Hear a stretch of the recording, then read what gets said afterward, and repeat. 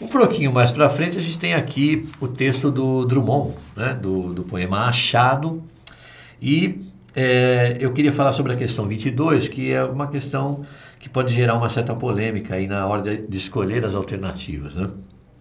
Primeiro, porque se você olhar bem aí, provavelmente pelo menos duas alternativas poderiam ser escolhidas, uma vez que a mensagem principal do texto ela dá ênfase a muitas interpretações, na verdade, né? Essa mensagem principal do indivíduo está lá preocupado em achar um pote de ouro e no fundo encontrar apenas uma minhoca, né? Você tem aqui uma coisa misturada com ambição, uma coisa com insatisfação, você tem algo a ver com sonho, com realidade.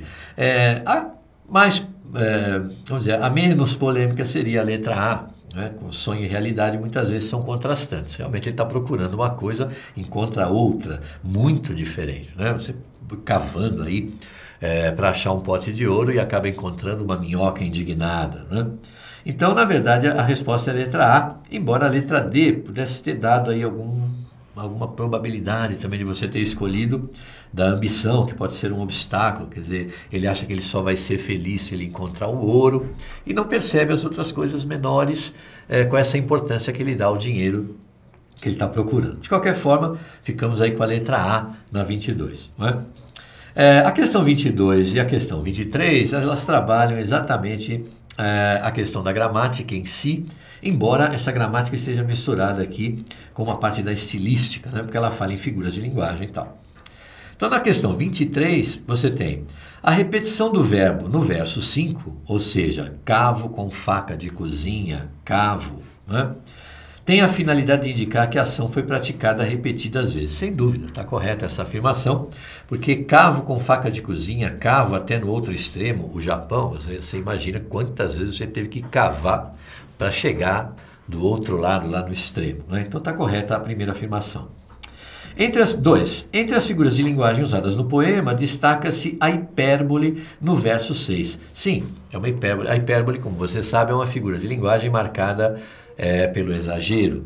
E você dizer que cavou até o outro extremo, quer dizer, cavar até o Japão, isso realmente é um exagero, isso é uma hipérbole, está correto, né? Afirmação 2. A afirmação 3 diz que há, no verso 9, um recurso expressivo de natureza sonora. Um recurso expressivo pode ser uma figura de linguagem, não é? E você tem aqui realmente uma figura de linguagem de natureza sonora, que é a aliteração, onde você encontra lá o para galopar no lombo dos longes, esse L, L, L repetido aí, né? O lopar no lombo dos longes, tá? Você tem aí uma aliteração. Então estão corretas todas as afirmações. Letra E de elefante aí, não é? Na 24, o poeta consegue efeito expressivo ao lançar mão da derivação imprópria. Ora, isso todos nós sabemos, a derivação imprópria é você tornar uma classe gramatical definida em outra através de uma mudança que normalmente é uma mudança feita pelo contexto. Então, por exemplo, você tem aí o não, que é um advérbio. Se eu disser para você o não nem sempre é bom, você vai ter transformado esse não em substantivo por ter colocado um artigo antes, não é? Você pode transformar também adjetivos em interjeições, por exemplo. Você tem o adjetivo calado, por exemplo. Aí quando você diz calado, e coloca aquele ponto de exclamação lá, a tua entonação é uma entonação de uma espécie de ordem, você tem aí uma interjeição, e essa interjeição é uma derivação imprópria do adjetivo. Aqui, no caso, a derivação imprópria está no verso 9, onde ele diz para galopar no lombo dos longes. Ora, longe, como você sabe, é uma forma adverbial. Se você coloca antes dela aqui essa forma da preposição com o artigo, esse artigo torna o longes um substantivo. Então, realmente, isso daí é uma derivação imprópria, está correta a afirmação lá, que diz que houve isso aí no verso 9, né? Letra C de cebola. Sobre a expressão vidinha choca, né? Entendida no termo do poema, é correto afirmar que o segundo termo reforça o sentido negativo do primeiro. Sim, porque veja, você fala essa vidinha, né? Aí, tá levando essa vidinha, tá? Você já deprecia um pouco o tipo de vida que você leva. Ora, dizer que ela é choca, choca quer dizer que não é nem quente nem fria, né? É uma coisa sem muito sabor, sem nada, né? Na verdade, uma vidinha boba. Então, realmente, o segundo termo, choca, ela reforça o termo vidinha, que já de uma certa maneira, negativo, né?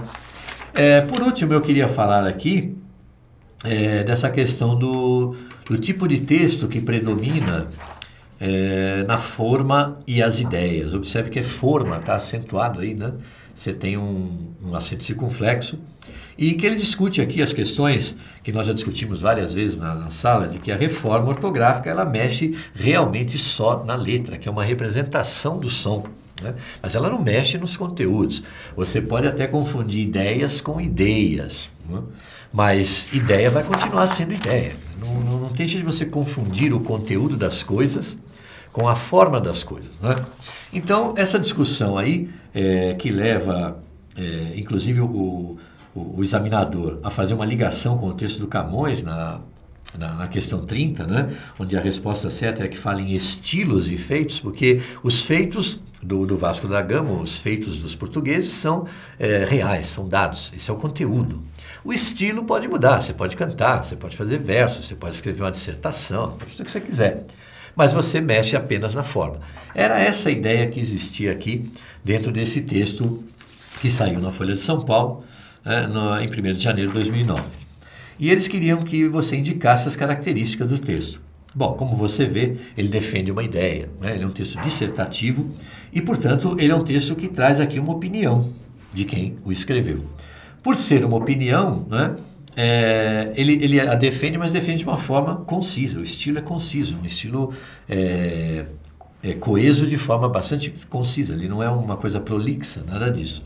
E, é claro, isso caracteriza o gênero editorial. Se você abrir qualquer jornal, provavelmente logo na contracapa lá do jornal você vai encontrar o editorial. É a opinião de quem escreve o jornal, é a linha literária adotada, né? A linha literária, me desculpe, a linha de pensamento adotada por quem escreve o jornal. Então, essa nos deixa com a letra D de dado. Bem, eu espero que você tenha ido bem. Eu imagino que você tenha gostado da prova. Foi uma prova não difícil, mas uma prova que leva você realmente a manipular ou a realmente utilizar de uma forma integrada aquilo que você aprendeu nas aulas. Ok? Então, até a próxima. Um abraço.